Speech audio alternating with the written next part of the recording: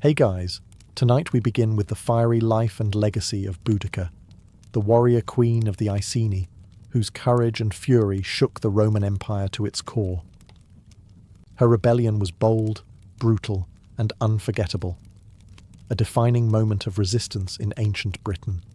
From being crowned queen to leading tens of thousands into battle, Boudica's life was a storm wrapped in iron and fire. So before you get comfortable, take a moment to like the video and subscribe. But only if you genuinely enjoy what I do here. And let me know in the comments where you're tuning in from and what time it is. It's always fascinating to see who's joining us from around the world. Now, dim the lights, maybe turn on a fan for that soft background hum, and let's ease into tonight's journey together. You are not born in a palace. There are no golden cradles or marble floors. You are born in a roundhouse, thatched roof, packed earth floor, smoke curling out of the hole in the ceiling like it's late for something. Outside, the wind hums across the moors. Inside, your mother hums something older. You are Iceni, born to the eastern edges of Britannia, a land the Romans will one day call a frontier, but which to you is simply home. There are no maps, only instincts. The rivers speak, the oaks stand tall, and the land feeds you when you respect it, and punishes you when you don't. As a child, you are not sheltered. You are wind-battered, mud-smeared, sun-warmed. You learn to ride before you walk properly. You learn the weight of a spear before you learn embroidery, which is just as well, since your embroidery looks like it lost a fight. Your parents encourage this. Daughters must be as sharp as sons, maybe sharper. Sons can be stupid and still inherit. Daughters have to earn it. The elders teach you stories, not from scrolls, but from memory. Tales of gods with antlers, queens with iron wills, and rivers that carry away cowards. You listen with wide eyes and a mouth full of honeyed oats. You don't just want to hear the stories. You want to be one. Your tribe lives close to the land and closer to rumour. You hear whispers of strange men with red cloaks and steel sandals landing to the south. They build roads where the earth didn't ask for them. They cut down sacred groves to make space for taxes. But they are far away. For now. You don't think about Rome. You think about horses. You think about the talk around your neck, bronze, heavy, passed down by the women who came before you. You think about your name, Boudica, and how it means victory. You smile at that. It feels more like a prophecy than a name. One day the Romans will know it too. But for now, you are still growing, still watching the fog roll in, still waiting for the story to begin. By the time you're 10, you've already learned two key truths of Iceni life. One, the Romans are always up to something, and two, if you don't learn to swing a blade, you may end up under one. You grow up surrounded by warriors, not polished soldiers with matching uniforms and synchronized marching like the Romans, but hardened fighters with wild hair, louder voices, and absolutely no sense of indoor volume. Armor is optional, scars are not. Your tutors are not scholars, they are survivors. Your lessons begin at dawn, not with arithmetic, but with a wooden sword and a bruised shin. You learn to block before you learn to breathe through your nose properly. Every meal comes with a side of training, whether it's dagger drills, spear throws, or dodging goats that seem personally offended by your existence. You're taught to ride by a man who's more horse than human and smells like he sleeps in hay, because he does.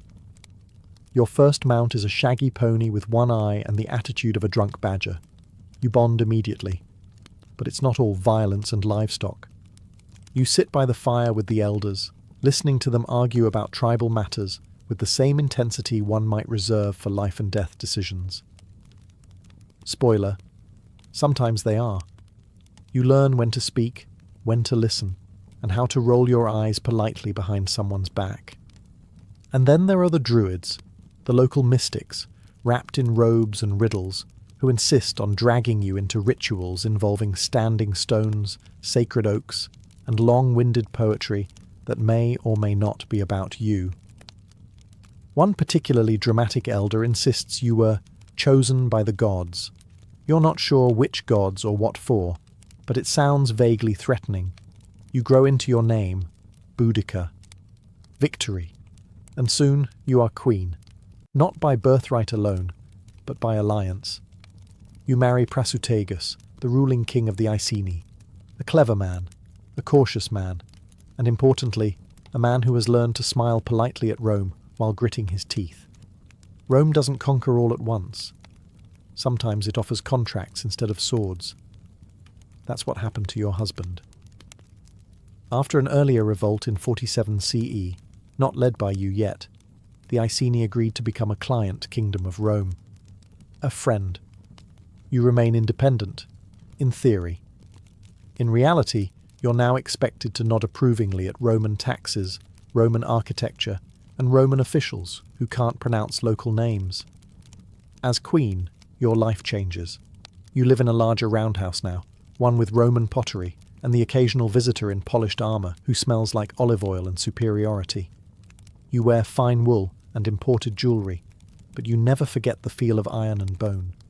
You host feasts, you pour wine, you endure Roman small talk.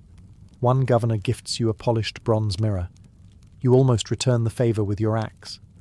Still, you play the role well. Diplomacy is another kind of war, and you learn its rhythms. You watch Prasutagus walk the tightrope. He trades with Rome, keeps the peace, but never quite trusts the hand he's shaking. Together, you rule a tribe that hasn't surrendered, but hasn't rebelled. Yet. You give birth to daughters. 2 strong, sharp-eyed girls. They ride like lightning and bite like it too. You train them to speak with fire. You don't raise them to marry well. You raise them to survive. Then your husband grows sick. The illness spreads slowly, like ink in water. Prasutagus knows what happens to tribal lands when kings die without a Roman-friendly plan. So he does what he thinks is wise. He writes a will. He names Rome as co-heir to the Iceni kingdom, alongside you and your daughters. He thinks it's clever, a compromise, a bridge. But Rome doesn't do co-parenting, especially not with women. You bury your husband in silence. You place his talk on the altar. And then you wait. Not for grief to pass, but for Rome to arrive.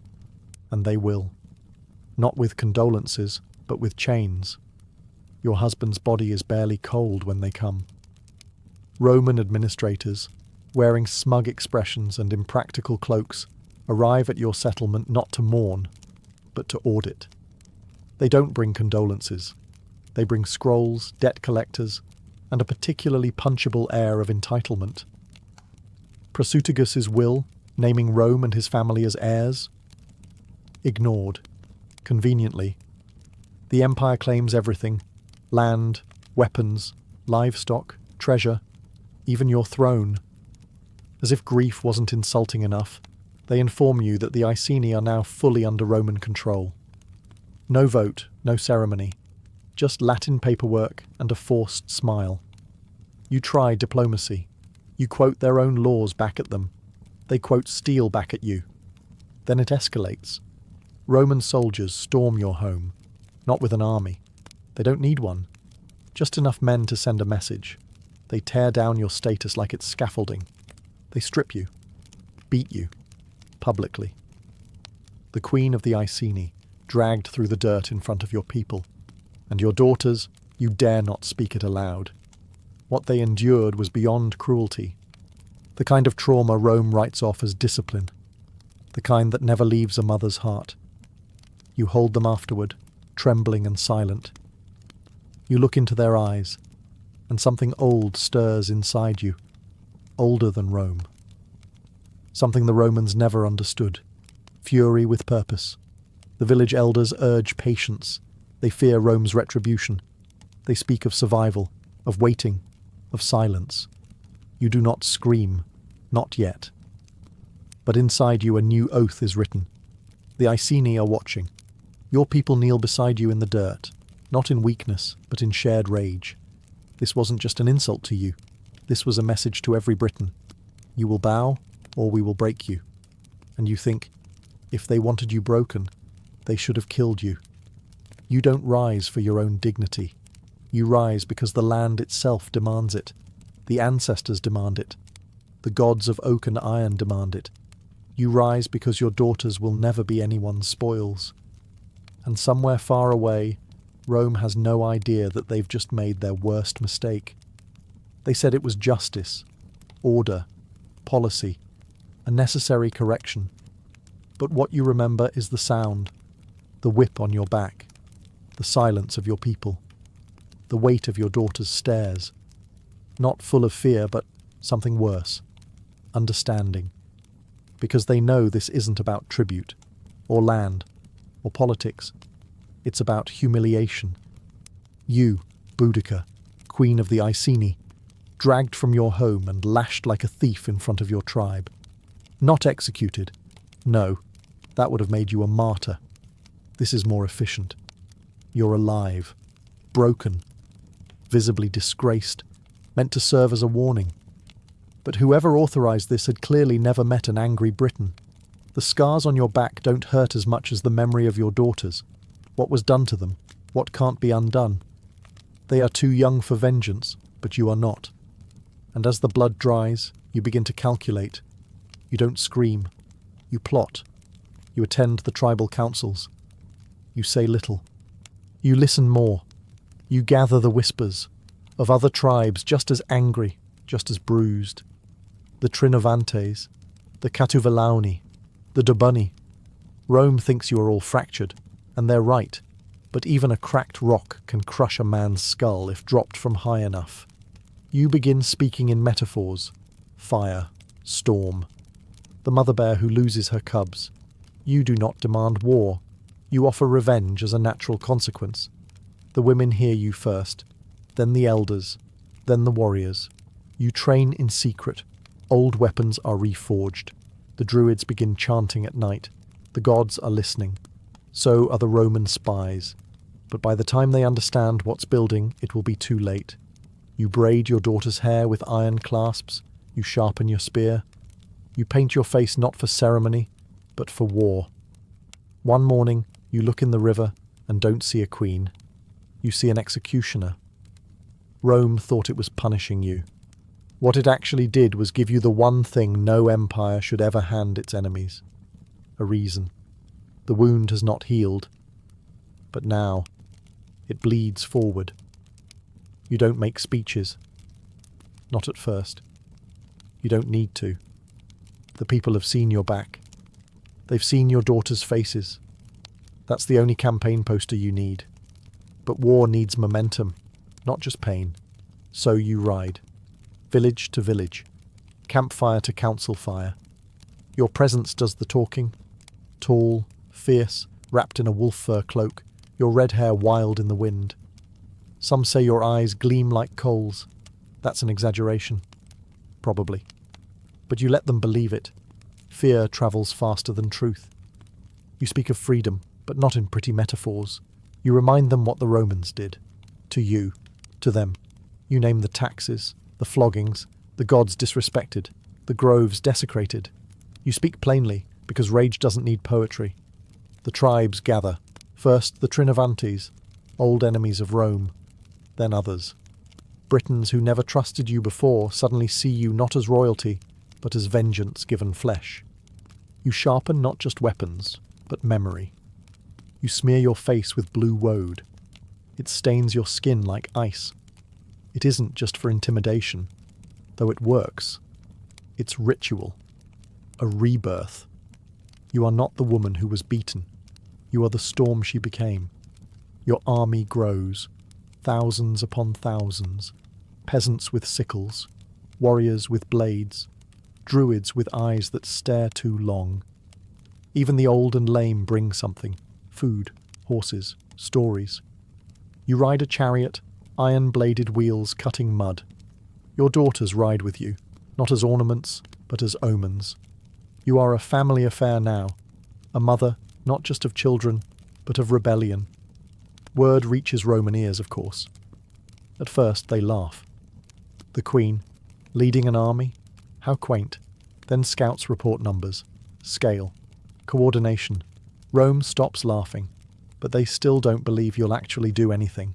After all, Britons bicker, tribes feud, women mourn. They don't lead wars, they don't burn cities. But you are not here to meet expectations. You are here to set them on fire. Smoke rises from your campfires, but soon, very soon, the smoke will rise from theirs. They keep coming, first in dozens, then hundreds, then thousands. They arrive on horseback, on foot, by cart and chariot. Some wear cloaks of wool. Others come nearly bare, painted in swirling blue, eyes bright with something between faith and fury. There are farmers who've never held a weapon, and warriors who've forgotten what it's like not to. A boy no older than your daughters insists on bringing a slingshot made from his father's belt. You don't send him home. You nod. Because this is no longer a rebellion. This is a reckoning. The Roman word for you now is terra muliebris, the terror of a woman. You imagine them muttering it around fires, half mocking, half worried. You hope it haunts their dreams. Your camp grows into a mobile city. Traders arrive to sell bread, arrows and talismans shaped like your chariot. Bards begin composing songs before the first real battle is fought. Your name passes from lips like a prayer, or a threat, depending on who's listening. Still, you keep order. You appoint scouts, messengers, commanders of villages and clans. You don't want chaos. You want something Rome will never see coming. Organization. Every night the fires burn bright. The druids chant in languages older than empires. You bless weapons with blood. Sometimes pig. Sometimes not. You don't ask.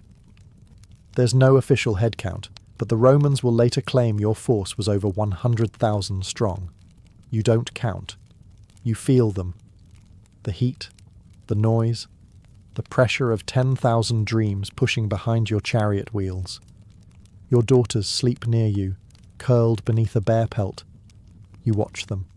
They sleep like children, but they march like queens. You look at the assembled army, your people, your fury, your fire, and you think, this is what Rome was afraid of, and they were right. You are not Caesar. You are not crowned in gold, but you are followed, not for conquest, for justice, not for wealth, for vengeance. You tighten the grip on your spear. Soon there will be a Roman city on the horizon, and behind you, a sea of spears that refuses to forget. You choose Camulodunum first, the Roman colony at the edge of Iceni territory. Once, it was a tribal stronghold. Now it's a Roman veteran settlement, fat with smugness and marble. A model city for civilizing the Britons. It even has a temple, not to your gods, of course. No, they've built a gleaming shrine to Emperor Claudius, their dead emperor, as if worshipping a Roman corpse somehow legitimizes the living ones. The locals call it sacred. Your people call it offensive architecture. You don't arrive quietly. The scouts see you coming, or more precisely, they see the dust cloud you bring with you.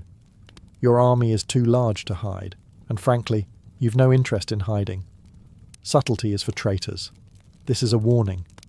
Roman officials scramble. There are no legions stationed here, just retired soldiers and their families, men who thought their work was done. They arm themselves with rusted blades and parade armour. You arrive to find them preparing speeches, not defences. You give them neither quarter nor time. The city falls in a matter of hours. Your army moves like a tide, smashing gates, toppling columns, torching villas. Your chariots circle, driving the terrified into narrow streets. The Roman citizens scream for mercy. You remember screaming too once, but not today. The temple of Claudius is the last to fall. The defenders barricade themselves inside, praying to stone and plaster. It takes 2 days to burn it down, not because of resistance, but because the fire is slow and thorough, like your memory. By the 3rd day, Camulodunum is ash, and the message is sent. Rome has lost a city, not to another empire, not to a rival army, but to the very people it claimed were already conquered. You stand among the ruins. You don't smile. This isn't joy, it's necessity. The wind shifts. Smoke clings to your cloak. Somewhere behind you, your daughters collect bits of scorched bronze, trophies from the temple. You let them. They deserve to carry weight. This is only the beginning. The next target is richer, larger, more important, and very, very Roman. Londinium. You don't rest long. You can't. Word spreads like fire, and so does fear. Rome knows now, and Rome responds, but not fast enough. You ride south toward Londinium, the jewel of Roman Britain, a trading hub, a commercial artery. It's young but bustling, full of merchants, soldiers, and colonists. They say it's the empire's future. You decide to cancel that future. Along the road, the people begin to flee. You don't chase them. You don't need to. Their panic works better than any banner. When refugees outrun soldiers, you know your message is landing. By the time you reach the outskirts of Londinium, you see it. The red cloaks are gone. Governor Gaius Suetonius Paulinus, a hard man, busy putting down a rebellion in Wales, made it back just in time to retreat. He looked at your numbers, your fires, your smoke-darkened sky, and did the most Roman thing imaginable. He left.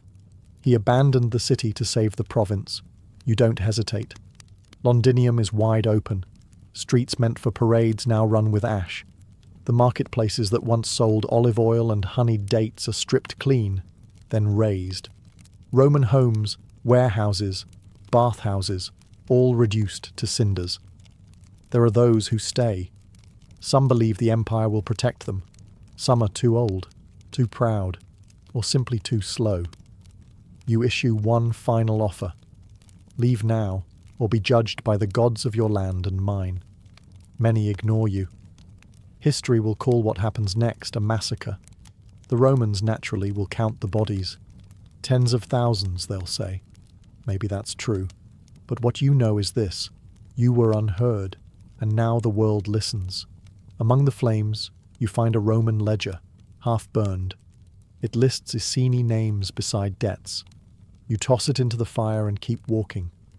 No temples are spared, not this time. You tear the statues down with your own hands. The gods who watched your daughters suffer get no mercy. By nightfall, Londinium is silent. The city does not scream anymore. You ride out with your army larger than before, fed by smoke and fury. The next target is already chosen, Verulamium. And after that, the reckoning. Verulamium isn't just Roman, it's Roman with ambition. Streets paved in imported stone, fountains that never asked permission, villas that stretch wider than most tribal clearings. It's not a military post, it's a statement, a polite one, wrapped in mosaics and taxes. You head there next. By now the message precedes you. Verulamium's merchants have heard of Camulodunum, of Londinium. They know what happens to those who welcome Rome too eagerly. The wealthy pack their carts. They flee west, clutching silver gods and ledgers full of unpaid grain. You let them go. Vengeance, you've learned, has a schedule. When you arrive, it's not resistance you meet. It's emptiness. The soldiers are gone. The politicians gone. Only the unlucky remain, and a few who simply didn't believe in you. The kind of people who assumed no mother, no woman, no tribal queen could make the empire tremble. You show them otherwise. The gates fall open like rotten fruit. Your warriors pour through the streets. Flames follow. The town centre, once designed to awe, cracks and collapses under its own pride.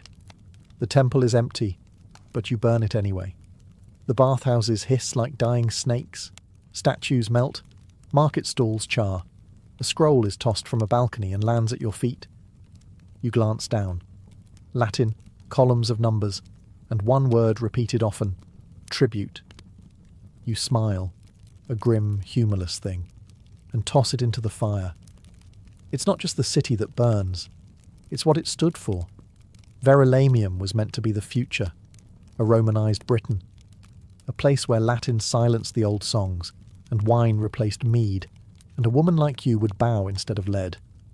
Instead, it's smoke and rubble. By the third day, it's done. You've burned 3 Roman towns to the ground, Your army swells with every step, with every ember. Some join because they believe, some because they fear, some because they have nowhere else to go. You don't ask why, you only ride forward.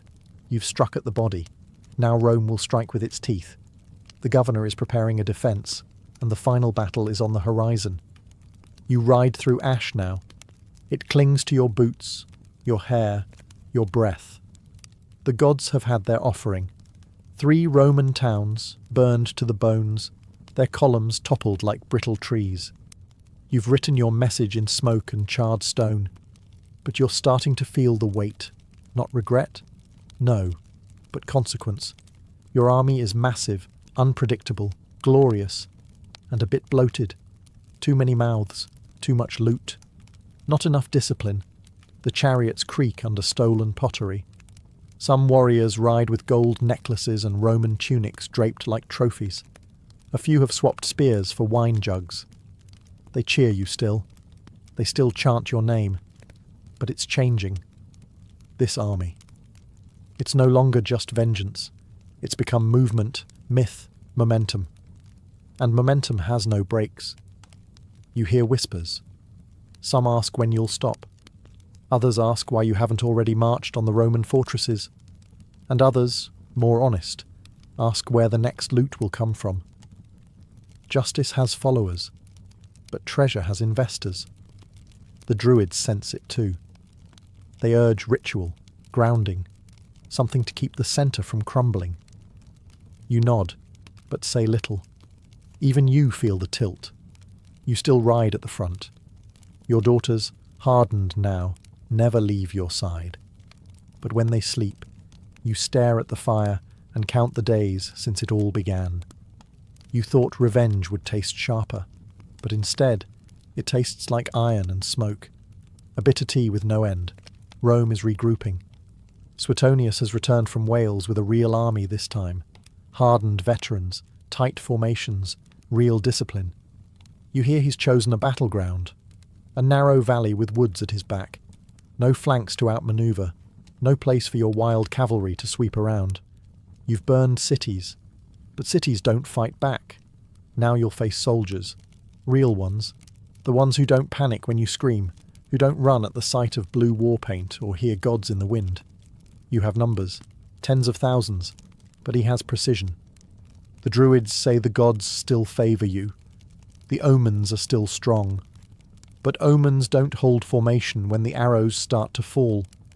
You've been marching forward for so long, it takes a moment to recognise what's happening. Rome is no longer retreating. They've chosen their ground, a tight, narrow valley flanked by forest and hills. No place for your chariots to manoeuvre. No room to flank. Just a corridor, a funnel, a trap. You approach with confidence. Why wouldn't you? Your army stretches the horizon.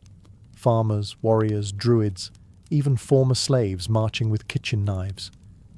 You outnumber the Romans more than 10 to 1. The gods have favoured you this far. Why not again? But something about this field feels different.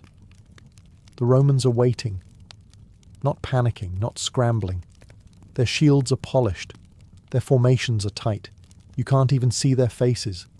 Just walls of iron and silence. They aren't running. They're ready. You line up your forces. Banners rise. The war horns blare. Your daughters ride beside you, their eyes fierce and bright. You call out to the sky. A prayer, a scream, a declaration. Then you charge, and the Roman wall doesn't move.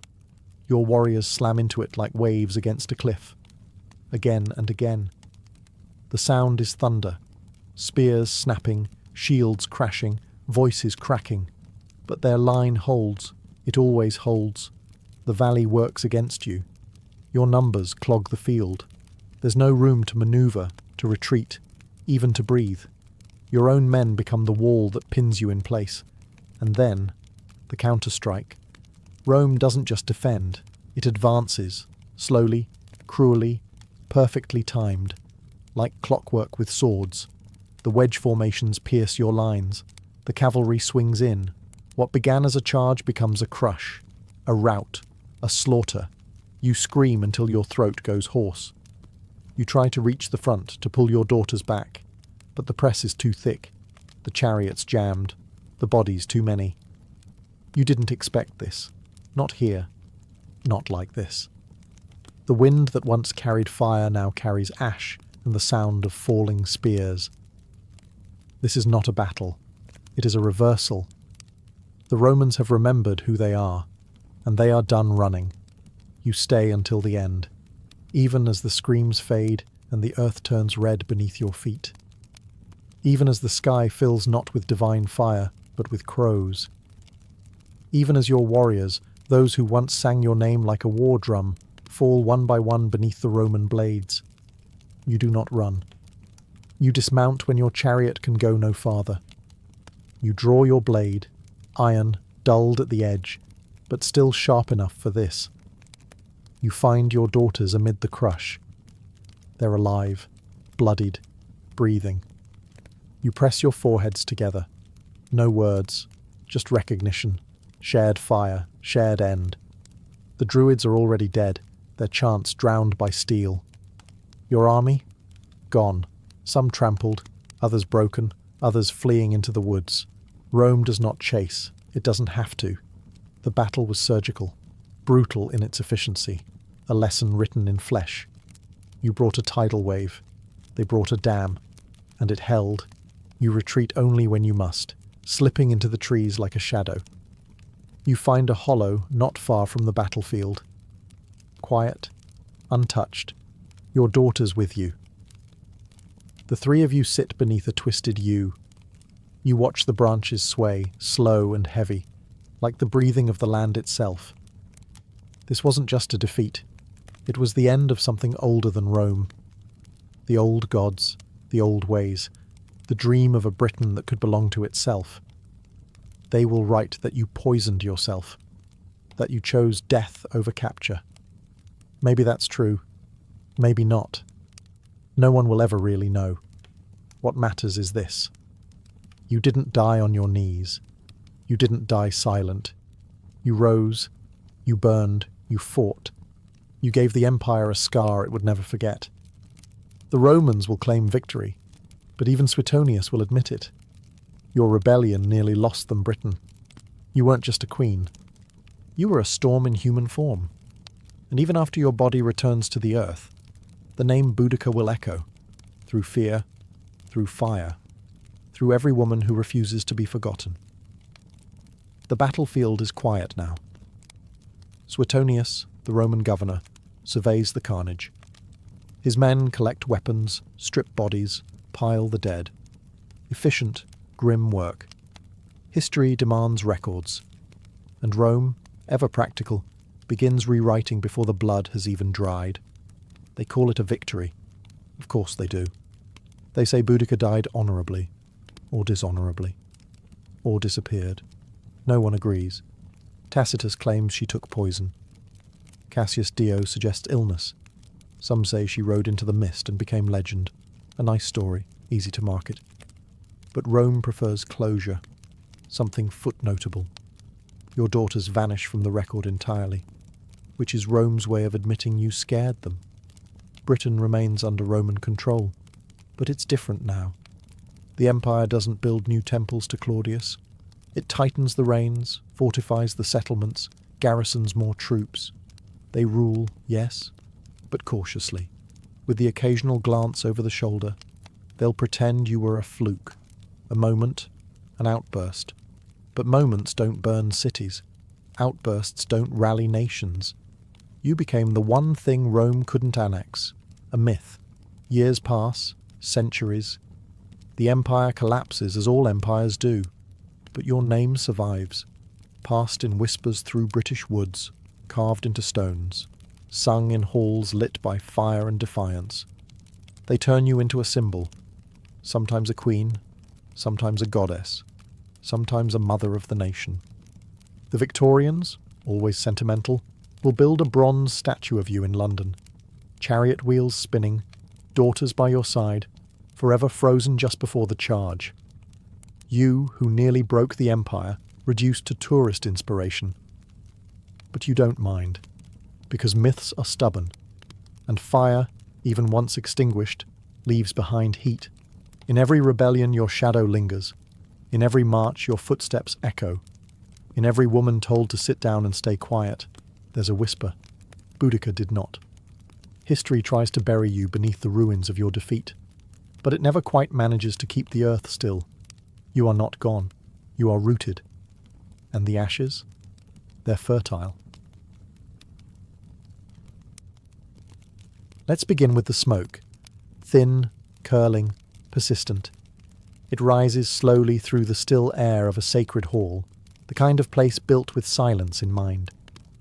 You are in ancient Mesopotamia, or perhaps Egypt, or maybe a temple in India. It doesn't matter much. The practice is nearly the same. Here, fragrance is not luxury, it is necessity. Priests, barefoot and robed, carry small clay burners or bronze censers, filled with glowing embers. Upon these, they drop resin, beads of hardened tree sap, gathered from distant lands, frankincense with its bright citrus edge, myrrh, darker, earthy, almost bitter. The moment it touches the coal, it sizzles, then smokes, then perfumes. The air is no longer air, it is sanctified. In the temples of Egypt, they took this further.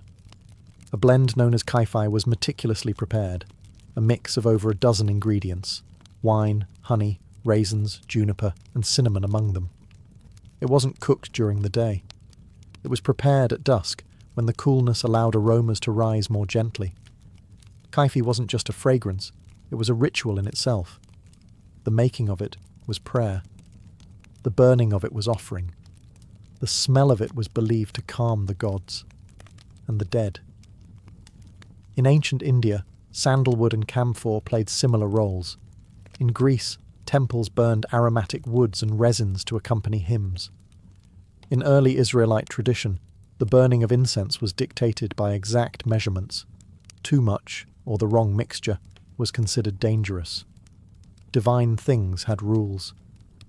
Why all this attention to smell? Because for the ancients, scent was a pathway, a road from the mortal to the divine. Unlike statues or songs, scent is invisible and lingers. It travels in all directions. It reaches you even if you close your eyes. To ancient peoples, that made it sacred. So the temples remained fragrant, constantly, not just during ceremony. The air itself became an offering. A place could smell holy.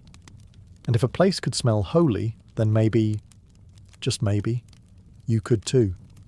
Now breathe in, as if you were standing there, and exhale. Let the smoke rise and fade. Now let us drift east, to the warm shores of Egypt, to the glittering city of Alexandria.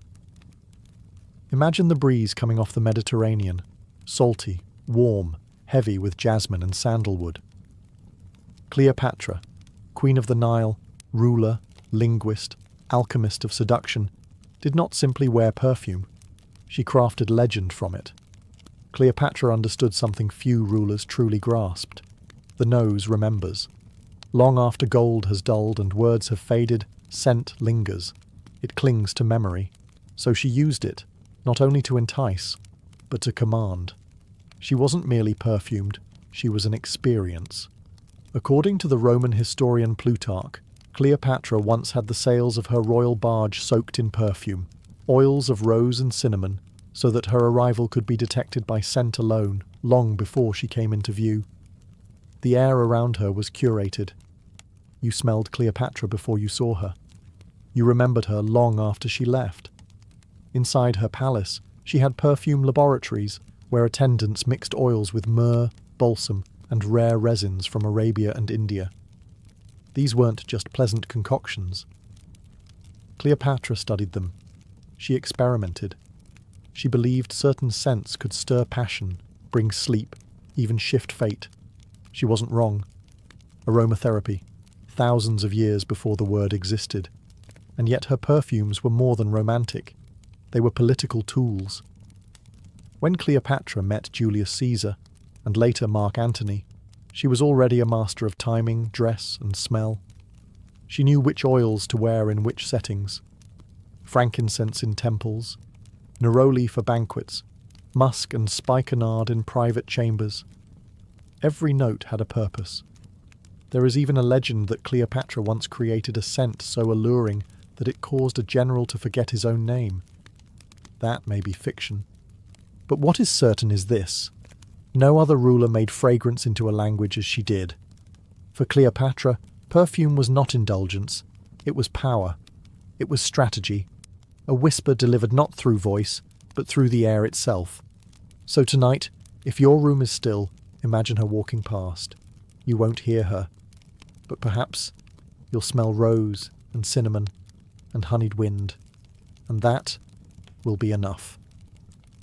Now let the breeze take us to the marble courtyards of Greece and Rome, lands of columns, scrolls, and long philosophical walks. But tonight, we do not come for debate, we come for fragrance. The Greeks approached scent with curiosity. They believed aroma was more than decoration. It shaped behaviour, even morality. Hippocrates, the father of medicine, recommended aromatic baths and massages to maintain balance in the body and mind. For him, rosemary oil wasn't just pleasant, it was medicinal. Sandalwood soothed, myrrh purified, scent aligned the soul, but not everyone agreed. The philosopher Plato looked at perfume with suspicion. In his view, perfumes softened character, made one lazy, indulgent. A strong citizen, he argued, should smell like hard work, like olive oil and wisdom, not exotic spices. And yet, in practice, most Greeks ignored him. Fragrance remained popular at banquets, weddings, and athletic festivals.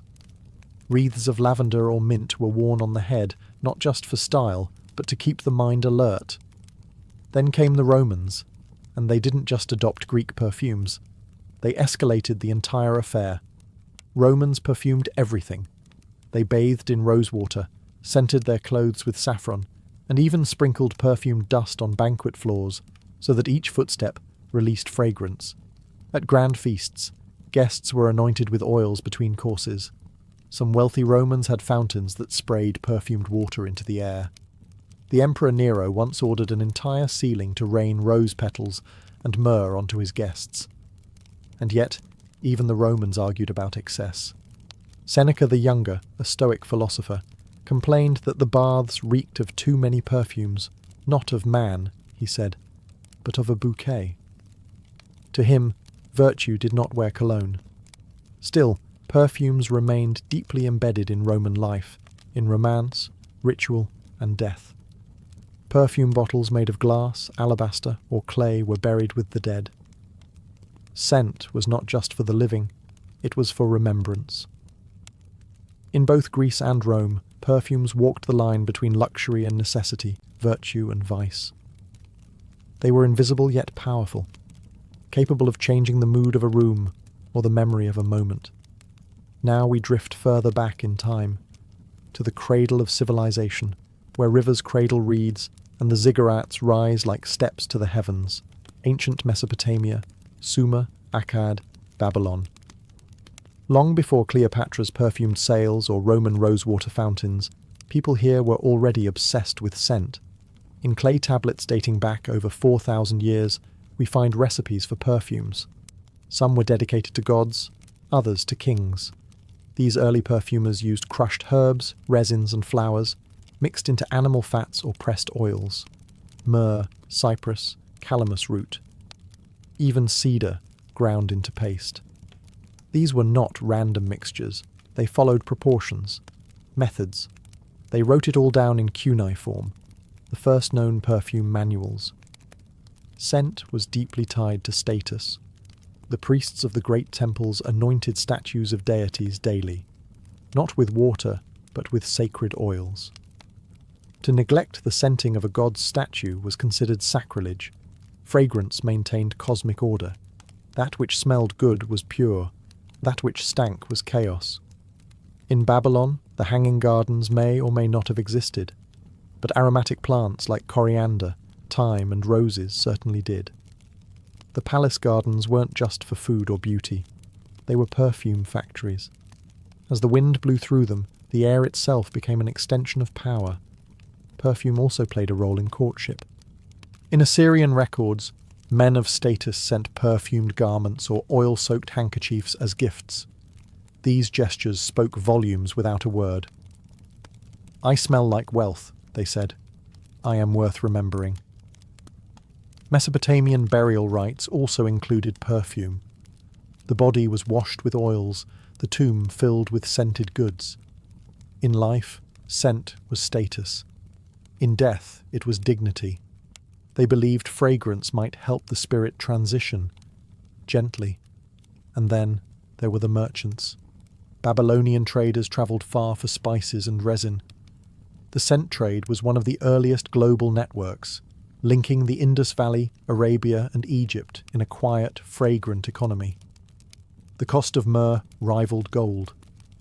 Let the sands settle now, and step quietly into the heart of ancient Egypt, a place where scent was not merely a pleasure, but a gateway to eternity. In Egypt, perfume was inseparable from ritual, medicine, and the afterlife. It wasn't just for the living, it was for the dead. And so the art of embalming became the highest form of perfumery. The process was elaborate. The body was washed in palm wine, not to cleanse, but to purify. Then natron, a kind of natural salt, was applied to draw out moisture. But here's where the fragrance begins. After desiccation, the body was anointed in layers of oils: cedarwood, myrrh, frankincense, cinnamon, and juniper berry. These weren't random selections. Each oil served a spiritual purpose, and each scent had symbolic meaning. Frankincense, with its citrus-like bite, was said to drive away evil. Myrrh represented healing. Cinnamon warmed the body. These oils didn't just preserve, they consecrated. The goal of mummification was not simply to stop decay, it was to transform the body into something holy, something divine, something sweet-smelling. The ancient Egyptians believed the gods themselves smelled good, that the breath of the gods was fragrant. To enter the afterlife, one had to smell like a god. Even the wrappings were scented. Linen soaked in oils was layered around the body in careful spirals. Amulets were tucked between folds. In some royal tombs, archaeologists have found small perfume jars still sealed, still containing traces of thick resinous paste, thousands of years old, and yet faintly aromatic. Perfume was also part of the funerary offerings. Jars of kefi, the sacred incense blend, were placed near the sarcophagus. Perfumed cones were worn on wigs during mourning rituals. These wax cones, scented with lotus and honey, would slowly melt in the heat, anointing the head and releasing fragrance during the ceremony. It was both visual and olfactory theatre. To the Egyptians, death did not smell of decay. It smelled of myrrh, of pine resin, of eternity. Let us follow the trail now, not of armies or empires, but of fragrance. Invisible, persistent, and profoundly valuable. This is the story of the spice routes, arteries of ancient trade where perfume was born, bottled and sent drifting across civilizations. Long before perfumes were mass-produced, their ingredients had to be hunted, harvested and hauled, sometimes over thousands of miles. Myrrh from the Horn of Africa, cinnamon from Sri Lanka, spikenard from the Himalayas, frankincense from southern Arabia, where trees bled golden resin. These weren't just exotic aromas, they were currency. The demand was constant. Babylon wanted frankincense, Egypt needed myrrh, Greece adored rose oil, Rome demanded everything. But none of these civilizations had all the ingredients. So merchants set out, by camel caravan, by ox cart, by fragile ship. They crossed blistering deserts and stormy seas, their cargo sealed in clay pots or goatskin pouches. Perfume ingredients were precious and perishable. A single cracked jar of oil could ruin a merchant's fortune. But the rewards? Enormous. In some periods, a pound of cinnamon was worth more than silver. Along these routes, ideas travelled too. Techniques, recipes. Perfume was not merely traded, it was transformed. In India, perfumers experimented with distillation. In Arabia, they refined techniques for capturing floral essences using enfleurage and oil maceration. In Persia, fragrance became entwined with poetry, medicine, and paradise itself. By the time materials reached Greece or Rome, they carried not only scent, but story. A vial of spikenard wasn't just exotic. It was legendary. Kings had traded for it. Saints would one day be anointed with it. These ancient highways, stretching from China to the Mediterranean, weren't marked by signs or milestones, but by smell. Enter a market in Damascus, and the air would be thick with cardamom, saffron, and sandalwood. Turn a corner in Petra, and you'd pass walls lined with resin and rose petals. The cities smelled like the world. Now, let us walk softly into the sacred groves and stone temples of ancient India, where fragrance was not just worn, it was worshipped. In India, scent was woven into every layer of life: medicine, ritual, love, and philosophy. The Vedas, some of the oldest scriptures known, speak of perfumes and incense as gifts to the gods. Offerings of ghee, camphor, and sandalwood were burned not to mask odour, but to elevate prayer. Scent was seen as a purifier, not of places, but of souls. Among the most revered was sandalwood, smooth, creamy, and cooling. It was ground into paste and applied to statues of deities, to the foreheads of priests, and to the bodies of the dead. The scent was considered calming to both gods and humans. To apply it was to align oneself with peace. Other popular ingredients included agarwood, vetiver, and jasmine. Jasmine garlands weren't just decorations for weddings and festivals. They were believed to awaken feelings of love and divine connection. In classical Sanskrit poetry, lovers often describe each other not just by appearance, but by fragrance. Perfume wasn't bottled in the modern sense. Instead, it was blended fresh. Oils were extracted by soaking petals in sesame or coconut oil, sometimes with milk, and filtered through fine cloth. This slow, deliberate process gave rise to attars, concentrated natural perfumes that were treasured for their complexity. But perhaps the most remarkable aspect of Indian perfumery was its link to meditation and healing. In the system of Ayurveda, certain smells were said to balance the body's energies, known as doshas. For example, cooling vetiver soothed inflammation, warming cinnamon stirred sluggish circulation. The nose, in this philosophy, was the entrance to the brain, and therefore the gateway to consciousness itself. Incense, too, was central.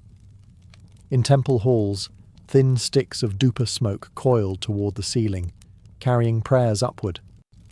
In homes, families lit incense at dawn and dusk, welcoming and releasing the day. Even now, millions continue the ritual, quietly, reverently, without a word. Let us now cross into ancient China, a land of balance, silence, and subtle beauty. Here, scent was not loud or lavish. It whispered. It drifted gently, like calligraphy in the air. In early Chinese culture, perfume was not about adornment or seduction. It was about harmony. Scent aligned the spirit with nature and brought the inner world into balance with the outer one. It was philosophy, not fashion. The ancient Chinese used incense far more than oils. Oils were considered too strong, too assertive. Incense, on the other hand, had discipline. It could be measured, timed, and shaped. Thin coils burned for hours, marking the passage of the day. In Buddhist temples, monks used sandalwood and agarwood incense to focus their meditation. The soft smoke served as both clock and compass, leading the mind inward. Confucian scholars, too, were deeply devoted to incense. A quiet study would not be considered complete without a bronze censer gently smoking in the corner. The scent was thought to cleanse the mind before study or writing. It wasn't decoration, it was preparation. In Taoist practice, fragrance symbolized qi, the vital energy of life. If your surroundings smelled wrong, your body was probably imbalanced. Aromatic herbs like cassia bark, star anise, and clove were prescribed not only to improve scent, but to restore health. Fragrance, medicine, and spirit were all one. Even clothing was scented. Small pouches called jiangnang were worn at the waist, filled with fragrant herbs. These weren't just pleasant, they were protective. It was believed that wearing herbs like mugwort and patchouli could ward off illness and evil. During the Tang and Song dynasties, such sachets became an art form, embroidered, jewelled, and gifted during festivals. Perfume was also used in poetry. The great poets of the Tang era often described seasons not by colour or sound, but by smell. Spring came with plum blossoms, autumn with fallen leaves and old wood. A person's memory, or their character, could be described by the scent they left behind. Now let us take a final breath, a breath that travels across time, across deserts and rivers, palaces and temples. We return to the present, but the fragrance of the ancient world still lingers, faintly, stubbornly. Much of what was once known about ancient perfumery has vanished. The formulas were kept as secrets, guarded by priests, physicians, and perfumers. Some recipes were inscribed on clay tablets, others on papyrus scrolls. Many were lost to fire, flood, or conquest. The great libraries of Nineveh and Alexandria both held fragrance texts. None survived intact. And yet, here and there, whispers remain. In 2012, archaeologists unearthed a 2,000-year-old perfume factory in Cyprus. Burnt clay vats, traces of lavender and olive oil. In Egypt, residues found in tomb jars suggested mixtures of myrrh, cinnamon, and lotus oil. In Israel, scholars have attempted to reconstruct the sacred temple incense, the ketoret, based on ancient texts. The ingredients? Still debated. Still sacred. Even Cleopatra's perfumes have been reimagined. A team of researchers in 2019 claimed to reproduce one of her signature blends, based on ancient recipes and residue from Egyptian perfume bottles. The result? Dark, spicy, earthy, long-lasting. Not the kind of perfume found in modern shops, but something deeper, something older. Perfume, after all, is memory suspended in oil. It tells stories silently. You cannot hold it, yet it holds you. One drop can carry 1,000 years. Today, the descendants of those ancient scents live on, in rituals, in medicine, in flowers pressed between pages. Modern perfumers still use oud from agar wood, just as in China. They still use myrrh and frankincense, just as in Mesopotamia. Rose oil, still expensive, still beloved, just as Cleopatra favoured. Even the idea of scent as sacred remains. Lighting incense before meditation, spraying perfume before a special evening, washing a loved one's hands in rose water. These gestures are ancient. We just forgot how ancient. It began with a sound, not the clank of chains or the bark of a hound, but something softer, a whisper, passed from one person to another under cover of darkness, behind cabin doors and church pews. It wasn't a name or a threat. It was a direction. North. In the early 1800s, enslaved African Americans began fleeing the plantations of the American South, not just with desperate hope, but with help. The Underground Railroad was not an actual railroad. There were no tracks, no trains. It was a hidden web of people, places, and plans, routes carved into memory, safe houses disguised as ordinary farms, barn lofts with trapdoors, false bottom wagons, cellars behind walls. Conductors, often free black Americans, white abolitionists, or formerly enslaved people themselves, guided runaways on foot, by night, using only the stars, especially the North Star, to navigate. They crossed swamps, rivers, and forests. They slept in haystacks and hollow trees. And they knew that one wrong knock could mean capture or death. Yet, the system worked, and it spread. Word of mouth became the most powerful signal, using songs, quilts, and code words to mark houses that could be trusted. A lantern in a certain window, a particular flower planted out front. Everything meant something. It wasn't centralized. There were no headquarters. It was a living organism. built on bravery, shaped by secrecy. And it relied entirely on trust. A person risking everything to run had to rely on strangers, in strange lands, with no certainty of safety. And yet they ran. By the mid-1800s, the Underground Railroad stretched from the Deep South to northern states like Ohio and Pennsylvania, and even farther, to Canada, where US laws could not reach. Thousands of people escaped through this invisible network, and behind every escape was an untold number of quiet heroes, farmers, ministers, teachers, and families who opened their doors, shared their bread, and risked imprisonment for the sake of a stranger's freedom. It was not an act of rebellion, but of conscience, of humanity. In the silence of those nights, footsteps moved through cornfields and creeks, inching toward freedom. The railroad didn't run on steam. It ran on hope and whispers. She stood barely 5 feet tall, with a soft voice and a scar on her head that never let her sleep through the night. But when Harriet Tubman moved, people followed, and chains were broken. Born into slavery in Maryland around 1822, Harriet Tubman knew the brutality of bondage firsthand. She had been beaten, whipped, and nearly killed before she ever reached adulthood. At one point, a heavy iron weight thrown by an overseer fractured her skull. It left her with a lifetime of headaches and vivid, dreamlike visions she believed were messages from God. In 1849, Harriet escaped alone. She followed the North Star on foot, through the marshes, woods, and danger. It would have been enough to survive. But Harriet wasn't finished. She went back, and again, and again. Over the course of a decade, Harriet Tubman returned to the South an estimated 13 times, guiding over 70 enslaved people to freedom. She never lost a single one. Not a single person under her care was captured. A feat so extraordinary, it became legend even in her lifetime.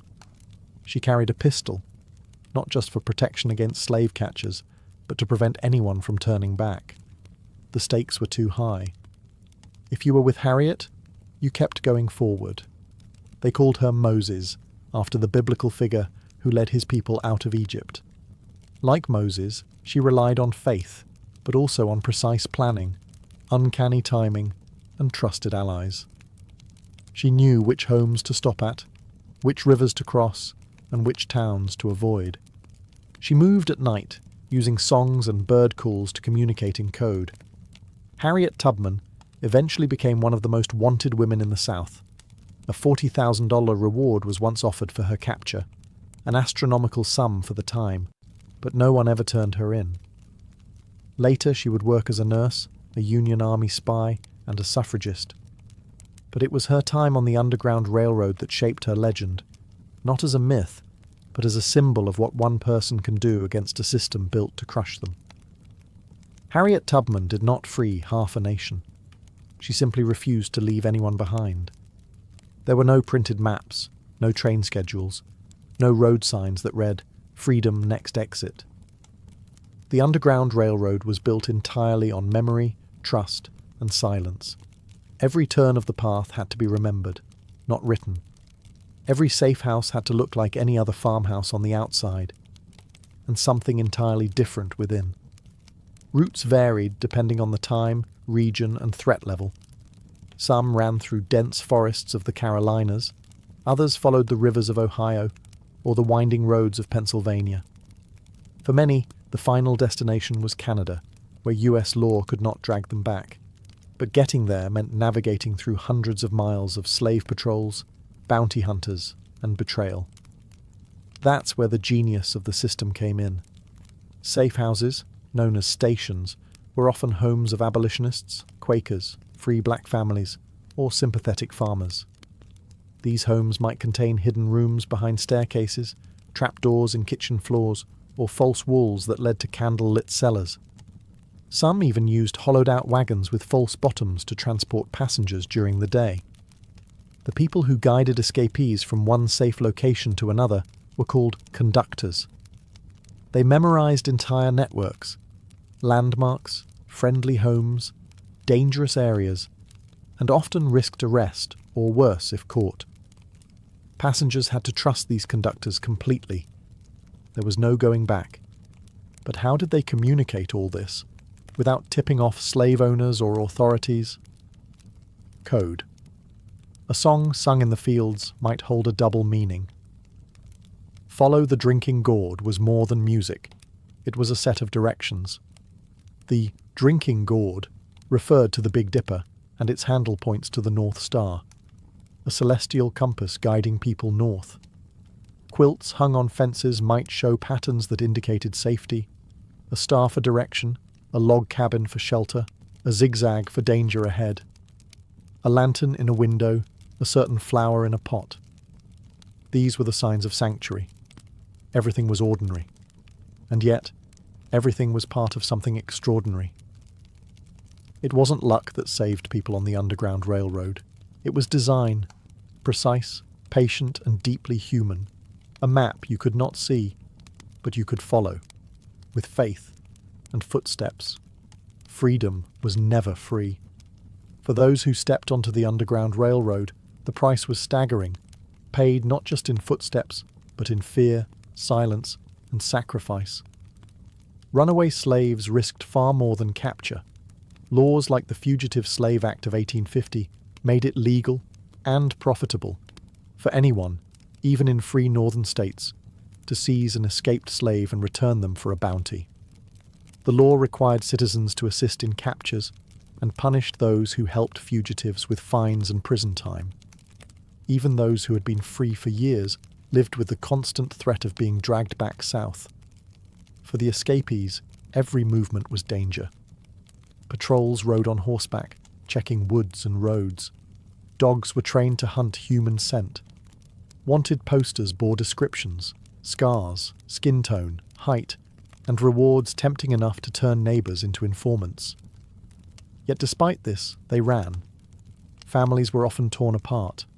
A mother might escape with one child, leaving others behind, promising to return. Some did. Many couldn't. The journey was long, and the penalty, if caught, was brutal. Whipping, imprisonment, mutilation, death. But the danger wasn't only for those running. The conductors and allies who opened their doors were also hunted. People like Levi Coffin, a white Quaker businessman in Indiana, helped an estimated 3,000 fugitives, knowing full well he could lose everything. Black abolitionists, especially, faced even greater risk. Free African Americans caught assisting runaways were often themselves accused of being fugitives and kidnapped into slavery. Entire communities sometimes paid the price. In some towns, safe houses were burned. In others, Underground Railroad participants were attacked or driven out. Still, they persisted. Because for many, the question wasn't whether it was legal, it was whether it was right. These were not professional spies or trained revolutionaries. They were farmers, teachers, ministers, mothers, and children. Ordinary people doing extraordinary things in the face of terrifying consequences. What made the Underground Railroad remarkable wasn't that it existed. It was that, despite the cost, it never stopped. Every lantern lit in a window was an act of defiance. Every door opened was a quiet revolution, and every step taken toward freedom was a step into danger willingly embraced.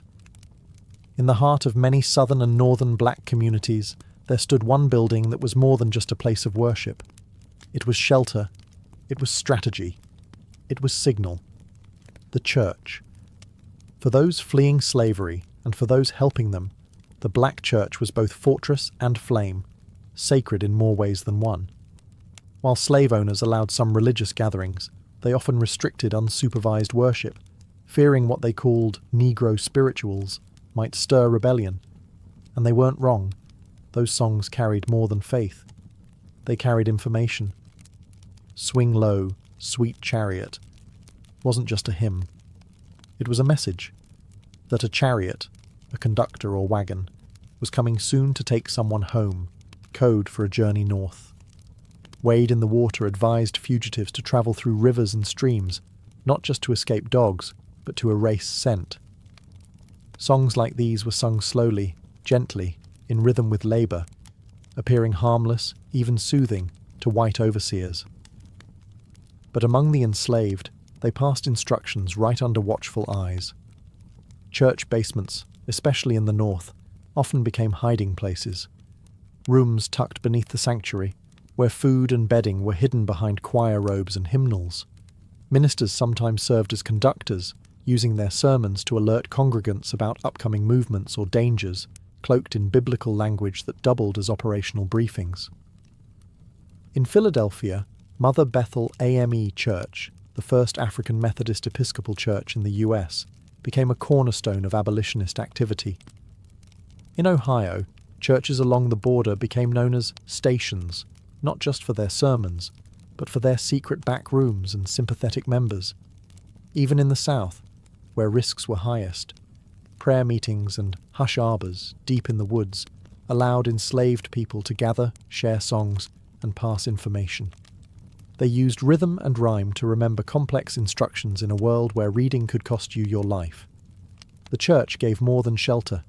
It gave a voice. It gave songs. It gave hope wrapped in harmony. And so, as the sun went down and the fields grew still, voices would rise softly in the dark. It sounded like praise. But it was also a plan. The Underground Railroad was not built by any one group, race, or region. It was held together by a fragile alliance of farmers, ministers, schoolteachers, sailors, and shopkeepers, each risking their safety, their families, and often their lives for a cause greater than themselves: freedom. Some were well known, like William Still, a free black man in Philadelphia who is often called the father of the Underground Railroad. As chairman of the Vigilance Committee, he recorded names, dates, and stories of those who passed through his care. His records became one of the most valuable historical documents we have today. But he didn't keep them for fame. He kept them so families might one day find each other again. Then there was Levi Coffin, a white Quaker merchant in Indiana, whose home became known as the Grand Central Station of the Underground Railroad. With his wife Catherine, he helped thousands of fugitives. Their home had hidden compartments, fake walls, and always an extra pot on the stove. Levi never hid his efforts, though many begged him to stop. He simply said, "I knew my duty." But for every known name, there were dozens more we'll never hear about. Unnamed women who sewed disguises, children who stood watch at the window, sailors who hid fugitives in ship holds, and innkeepers who left keys under stones. Abolitionist newspapers printed subtle messages and updates. Couriers delivered letters in code. Some white Southern allies even helped people escape under the noses of their own families and neighbours. These helpers didn't always agree politically or religiously. Some were deeply devout. Others were simply driven by a sense of right and wrong that could not be silenced. They didn't need to be perfect. They just needed to act. And they did. The Underground Railroad wasn't fueled by institutions or armies. It was powered by ordinary people doing the right thing quietly, over and over again. They didn't ask for credit. They just left a door unlocked, lit a lantern, gave a meal, whispered, "Go now," and vanished into history, leaving only freedom in their wake. For many who rode the invisible rails of the Underground Railroad, freedom didn't come with the first step out of the plantation, nor with the last safe house in Ohio. It came across a border, one that marked more than just geography. It marked safety. It marked survival. It marked Canada. In the early to mid-1800s, even northern US states became unsafe after the passage of the Fugitive Slave Act of 1850, which allowed escaped slaves to be captured and returned from almost anywhere in the country.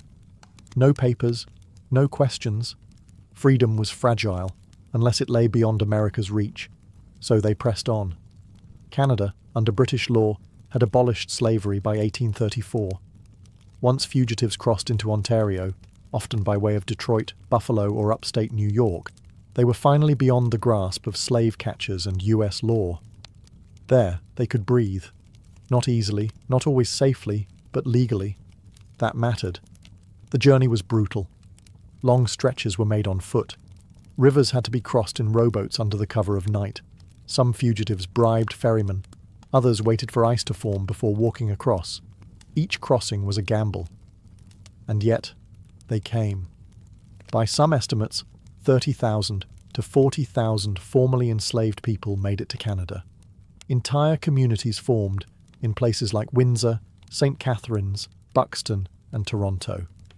There were schools, churches, businesses.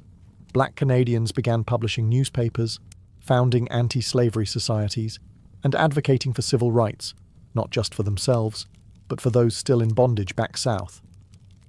Harriet Tubman herself lived in St. Catharines for several years, using it as a base for her return trips into the US to rescue others. For her and many others, Canada wasn't the end. It was a beginning, but it wasn't a paradise. Racism and economic hardship still existed. Black settlers were often segregated and given the hardest, lowest-paying jobs. But they were not property. They were not hunted. And that difference meant everything. So imagine the moment. Your feet touch foreign soil. Your heart is still racing. You turn and look behind, across the river, across the past, then forward. For the first time in your life, no one owns you. You are free, and the stars are still overhead.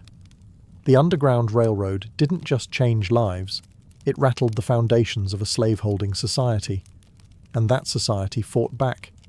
To Southern slave owners, every successful escape was more than lost property. It was a crack in the wall of their power. Their wealth, laws, and way of life all relied on one brutal fact. People were treated as things, and the Underground Railroad shattered that illusion, one step at a time. So they struck back with fear. Posters offering rewards for fugitives became a common sight. $100, $500, even $1,000 for a man, woman, or child, returned dead or alive. Slave catchers, some sanctioned by law, others simply bounty hunters, roamed northern states with dogs, pistols, and forged paperwork. Free black Americans were often kidnapped off the street and sold back into slavery under false claims. To make escape even harder, Congress passed the Fugitive Slave Act of 1850, the most draconian version yet. It forced northern officials and citizens to aid in recaptures. Judges were paid more for ruling in favor of slaveholders, and anyone who assisted an escape, even with bread or shelter, could face fines and jail. The law turned even free states into hunting grounds. Cities like Boston and Philadelphia became battlegrounds between slave catchers and anti-slavery activists. In some cases, mobs broke into courthouses to rescue captured fugitives before they could be sent south. The South, meanwhile, painted the Underground Railroad as criminal conspiracy. Pro-slavery newspapers accused Northern abolitionists of stealing property and inciting rebellion.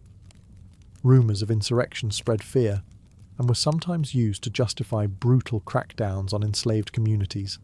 And yet, the railroad pressed on, because the very intensity of the backlash only deepened the resolve of its operators. They dug tunnels, added false walls, built tighter networks. Some moved further north, into Canada, to avoid the growing reach of federal enforcement. The resistance didn't stop the railroad. It revealed just how powerful it had become. Every capture sparked outrage, every escape gave hope, and every clash over fugitive slaves pushed the nation closer to a breaking point, one that would erupt soon enough in civil war. But before the armies marched and the battle flags flew, there were whispers and wagons, and the quiet rebellion of ordinary people doing what the law forbade and what conscience demanded. The Civil War came, and with it, the Emancipation Proclamation, the fall of the Confederacy, and the legal end of slavery in the United States. But long before Lincoln signed a single document, long before armies clashed at Antietam or Gettysburg, freedom was already being claimed in secret, by torchlight, by footstep, by those who ran, and those who reached back to help others follow. The Underground Railroad was never a building, a monument, or a government program. It left behind no statues at the time, no official medals or records. Its legacy was carved into the soil, the stars, and the memories of those who walked it. It lived in stories, whispered, shared, sometimes believed, sometimes dismissed. And yet, it persisted. Today, the paths walked by fugitives are honoured in museums, memorials, and preserved homes. Places like the Harriet Tubman Underground Railroad Visitor Center in Maryland or the National Underground Railroad Freedom Center in Cincinnati stand as quiet testaments to those who risked everything for liberty. But its true legacy goes beyond any one location. It lies in the idea that ordinary people, facing monstrous injustice, found ways to resist. Without armies, without laws, without power. They resisted with quilts and songs, with lanterns in windows, with unlocked doors and unspoken trust. They forged networks without blueprints. They helped strangers with no promise of reward. And they answered the question, again and again, not what can I do, but what must I do? That is the Underground Railroad's deepest lesson. Not just that freedom is precious, but that it is possible, and that courage does not always roar. Sometimes it simply waits in a field after midnight, holding out a hand. The echoes of the railroad live on in every act of conscience that defies cruelty, in every effort to protect the vulnerable, to speak the truth, to offer safe passage when the world is burning. Because injustice doesn't always wear chains anymore, but it still walks, and so too must we. Somewhere out there the stars are still overhead, and someone somewhere is still whispering, "This way, you're almost free." Inuit mythology does not come to life with lightning bolts or golden thrones. It emerges slowly, like breath on frost. It lives in the snow, in the silence, in the spaces where words are few and meaning is deep. These stories were not written on paper. They were carved into memory, shaped by wind, and carried across generations by voice and firelight. Inuit people have inhabited the Arctic for thousands of years, a world of vast white landscapes, shifting ice, and long, unbroken nights. In this frozen world, survival depends on deep respect for nature. So too does their mythology. Their stories aren't simply entertainment. They are lessons: how to live, how to hunt, how to honour the balance between humans, animals, and spirits. The line between the natural and the supernatural is thin. The wind can whisper, the ocean can breathe, the animals can hear your thoughts. Unlike many mythologies that separate gods from mortals, Inuit tales are more intimate. The spirits live among the people. They watch, they guide. Sometimes they punish. They are not distant. They are personal. Elders would tell these tales in low voices inside snow houses, wrapped in fur, with the wind howling just outside. Children listened, not just to learn the stories, but to understand the land. A myth about a raven wasn't just a bird tale. It taught cleverness. A story about a seal spirit wasn't just eerie. It reminded hunters to offer thanks for the animal's life. Time moved differently in the Arctic. So did storytelling. No clocks, no rush. A story could stretch over a night or a season. Each retelling would shift slightly, like drifting snow, shaped by the teller, the audience, the moment. Inuit mythology is not a single book or pantheon. It is a constellation of beliefs, shaped by different Inuit groups across Alaska, Canada, and Greenland. But the themes echo: transformation, survival, the spirits of animals, the power of the sea, and the mysterious presence of Sedna, the sea goddess, the mother of all marine life. These aren't just old tales. They are living echoes in the ice, still carried by wind, still whispered in the dark. Beneath the frozen waves of the Arctic Ocean, in a kingdom of cold silence and drifting bones, lives Sedna. She is not a goddess in the classical sense.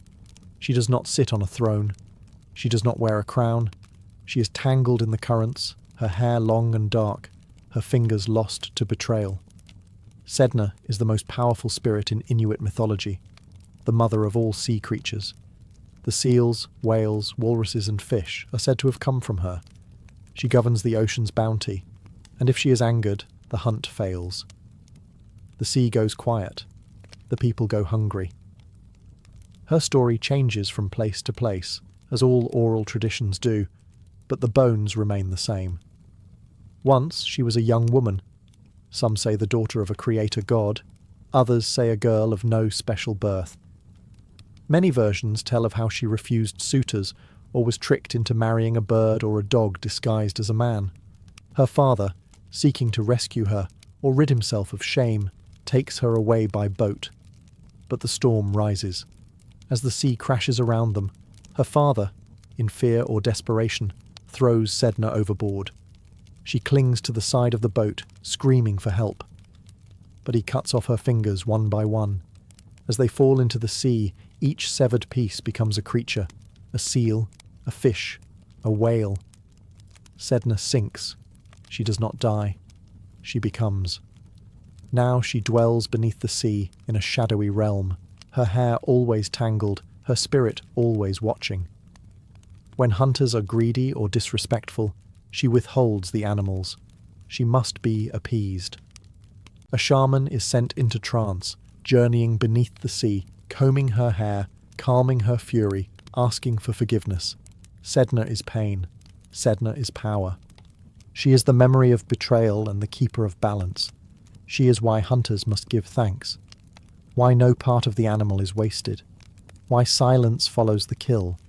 She is the ocean's grief and its mercy. And even now under the ice, Sedna waits, listening.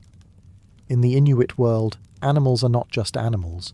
They are watchers, teachers, spirits wrapped in fur and feather, fin and fang. To survive in the Arctic is to live among beings that are powerful, intelligent, and deeply aware. You do not conquer them. You speak to them. And sometimes they speak back. Inuit mythology is filled with stories of animals that walk between worlds, not just physically, but spiritually. Some transform, appearing as humans in animal form, or animals who shed their skin to walk among people as men or women. These are shapeshifters, and they carry both wisdom and danger. The raven is one of the most enduring figures, a trickster, clever and unpredictable. In some stories, he steals the sun to bring light to the world. In others, he plays games with humans or rearranges the landscape just for amusement. Raven is not evil, but he is never entirely safe. He is a reminder that nature does not always follow your expectations. The polar bear, Nanook, is not just a mighty hunter. He is sometimes a guardian spirit, sometimes a man in a bear's body. To kill one is to enter a sacred contract. The bear must be honoured, its bones returned to the earth, its soul thanked, or else the spirits may turn cold and silent. Then there are the spirits that guard the animals themselves. Every creature, seal, fox, caribou, has an inua, a kind of soul. If the animal is mistreated or taken without respect, its inua can return in anger. Some Inuit stories tell of animals who come back, disguised as people, to punish or test those who forget gratitude.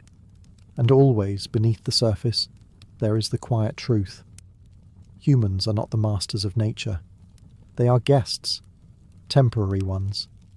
And the animals, seen or unseen, are older than memory. So children are taught early. Do not laugh at the raven. Do not waste what you hunt. Do not step on a sleeping seal's shadow.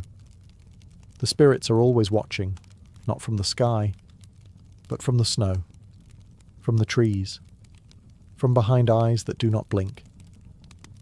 In the vast Arctic, where the land seems endless and the sky feels close enough to touch, there are those who can move between the seen and the unseen. They are not priests, not prophets. They are something older, wilder. They are the Angakuk, shamans of the Inuit. The Angakuk is not chosen lightly. Some are born with signs, unusual dreams, visions, or survival from impossible accidents. Others are trained. But all must walk the edge between life and death, sanity and silence, earth and spirit. Their role is both healer and messenger. When someone is sick and no herb or bone can cure them, the Angakuk is called. When the seals vanish from the ice, or storms rise without end, it is the Angakuk who travels, not by foot, but by soul. Through drum and trance, chanting and breath, they enter other realms. Worlds hidden beneath the ocean, inside the sky, behind the land itself. It is not a vision, it is a journey. In these spirit realms, the Angakuk meets beings that no ordinary person should face. The ghosts of the angry dead, the spirits of animals denied thanks, and the great forces like Sedna, the sea goddess. Only the Angakuk can descend into her underwater realm, comb her tangled hair, soothe her fury, and return balance to the human world. But the price is heavy. The Angakuk often lives apart, respected, but not always trusted. Their dreams are strange. Their eyes see too much, and they carry burdens others cannot. They know which child will fall sick before the symptoms appear. They hear voices when the wind is still. They are not gods. They make mistakes. And some, it is said, become corrupted, using their powers for personal gain or failing to return from the spirit journey. These fallen shamans are feared. Their names are rarely spoken. Still, in times of trouble, it is the Angakuk who is called. They sit by the fire, close their eyes, and slip away, across ice, into darkness, toward the heart of the unseen. Not everyone believes in spirits, but when the food vanishes, when the child won't wake, when the sea turns black, everyone listens.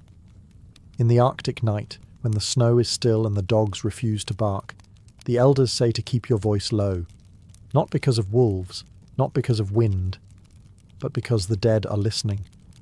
Inuit mythology does not draw a firm line between life and death. The dead are not gone. They linger, sometimes as memory, sometimes as presence, and sometimes as something colder. Restless spirits, known in some traditions as Tuangait or Angiak, are not rare.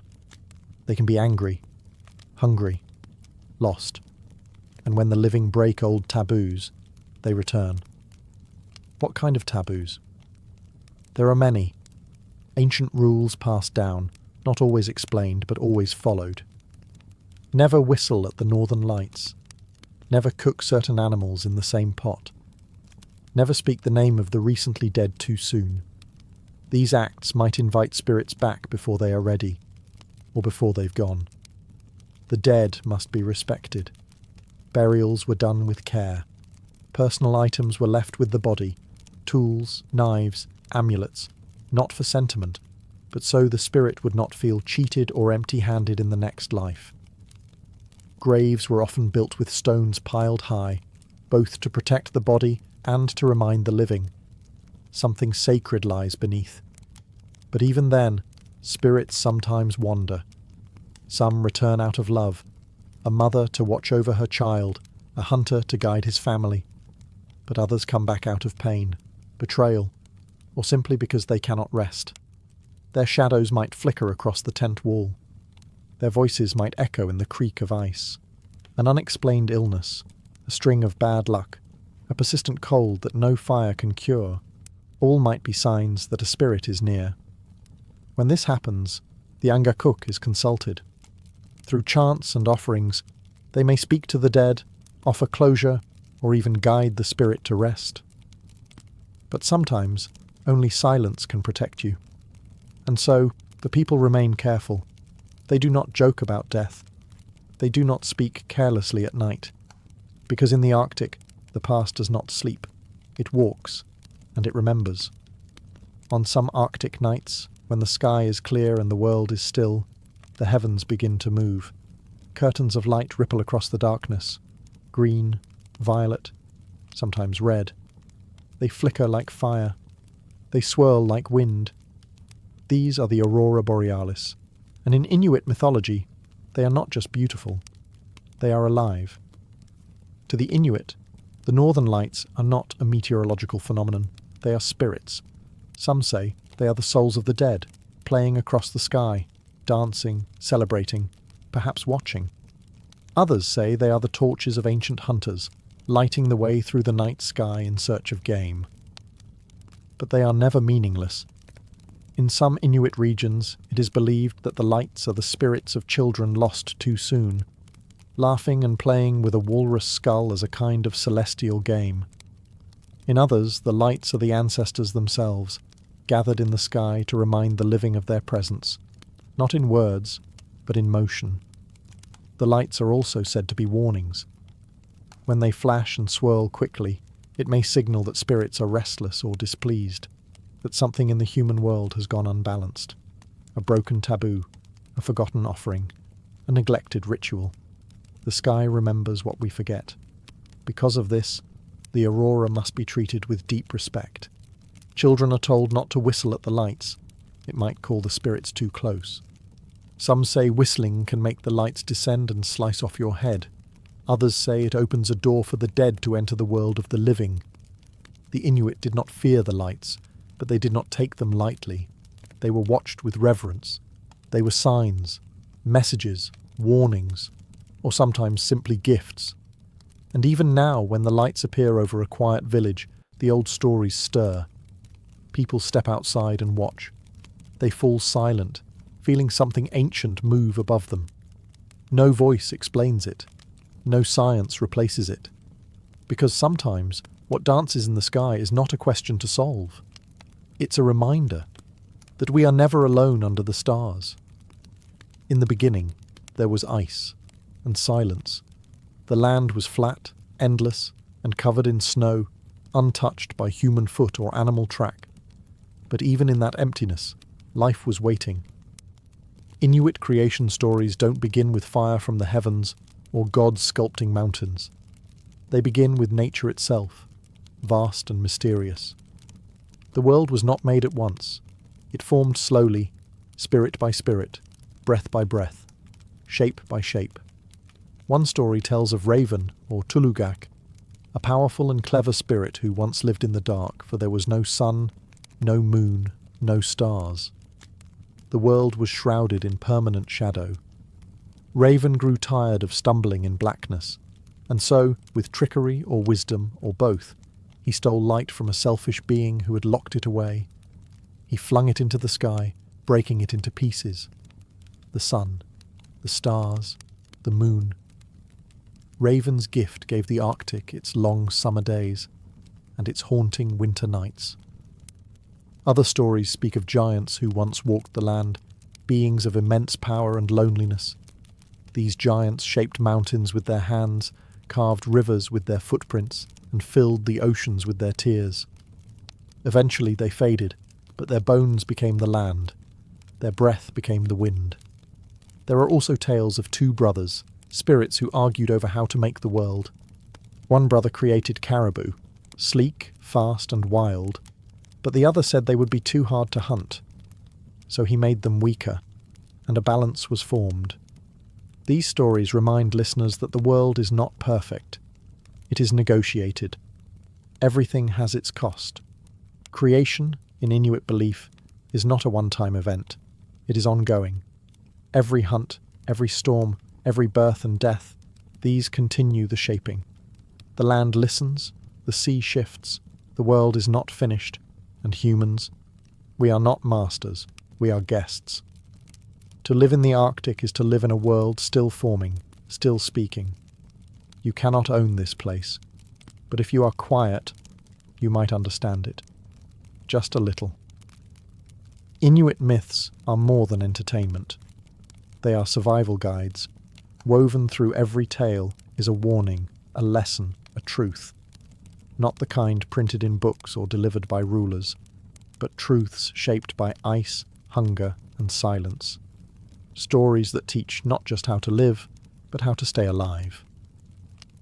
These are morality tales with teeth.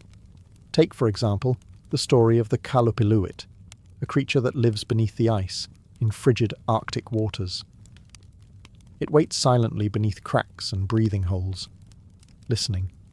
It wears a parka. Its fingers are long. Its eyes, too large. And if a child strays too close to the shore, the Kalupiluit reaches up, pulls them under, and keeps them forever. This isn't just a ghost story. It's a lesson. Don't wander alone. Don't go near thin ice. The Kalapilluit watches where your parents cannot. Or consider the tale of the Mahaha, a thin, icy demon who stalks in the cold, grinning and giggling. It doesn't kill with claws or clubs. It tickles. With long fingers, it tickles its victims until they freeze or stop breathing. Absurd? Maybe. But it teaches caution. Never take the silence of the Arctic for safety. Some dangers come smiling. Then there are stories about dishonoring animals. Hunters who waste meat, mock their prey, or forget rituals. In these tales, the animals return as spirits, sometimes in dreams, sometimes in storms. They take revenge or simply vanish, leaving the people to starve. The lesson is simple: survive with respect. Gratitude is not optional. Even Sedna's tale, brutal and haunting, is a lesson about consequences, about betrayal, imbalance, and the deep cost of greed and fear. Her pain becomes the ocean's hunger. Her anger becomes the reason for failed hunts. You do not anger Sedna. You do not forget to give back. Inuit morality isn't about commandments or written laws. It is lived knowledge, shaped by hardship, and passed down through whisper and song. The stories feel strange to outsiders. Dark, cold, often cruel.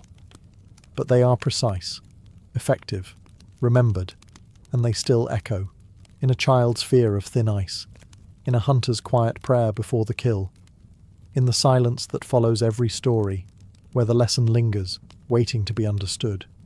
The world has changed. The snowmobiles have replaced dog sleds. Satellites cross the sky where once only stars danced. Even the northern lights are explained in textbooks now. Solar particles, geomagnetic storms, atmospheric ions. And yet, the old stories remain. Inuit mythology, though once only passed from mouth to ear beside whale oil lamps, has survived colonization, missionary pressure, and modern distractions. It has lived through forced relocations, language suppression, and the long, painful shadow of residential schools. And still, the myths whisper beneath the surface. Today, Inuit artists carve Sedna into soapstone. Children in Nunavut still hear about the Kalapilluit from their grandparents. Inuit rappers reference ancient spirits in modern lyrics. Storytellers perform in community centres, bringing ancient figures like Raven, Mahaha, and the shape-shifting polar bear to new generations. These aren't relics, they are tools, cultural memory, identity stitched together from shadow and survival. In a world where climate change threatens traditional hunting routes, and where screens glow brighter than firelight, these myths ground the Inuit people. They remind them, and anyone listening, that human beings are not separate from nature, that the land has rules, that spirits still walk quietly alongside us. Modern Inuit leaders, scholars, and elders have taken up the task of preserving not just the myths, but the language and rhythm of storytelling itself. Because the stories lose power when translated into the cold shapes of colonial tongues. The syllables of Inuktitut carry meanings that English cannot. Yet even in translation, the stories pulse. They speak of resilience, of grief, of the hard beauty of survival. And though the world may try to categorize them as folklore, superstition, or bedtime stories, the Inuit know better. These are not just stories. They are maps of who they are, of where they've been, of what they carry. So if you ever find yourself in the Arctic, far from the lights and noise of the south, pause for a moment. Let the wind pass. Listen to the ice groan, the snow shift, the sky move. You might hear a story in that silence, old, unfinished, still breathing, just like the people who told it.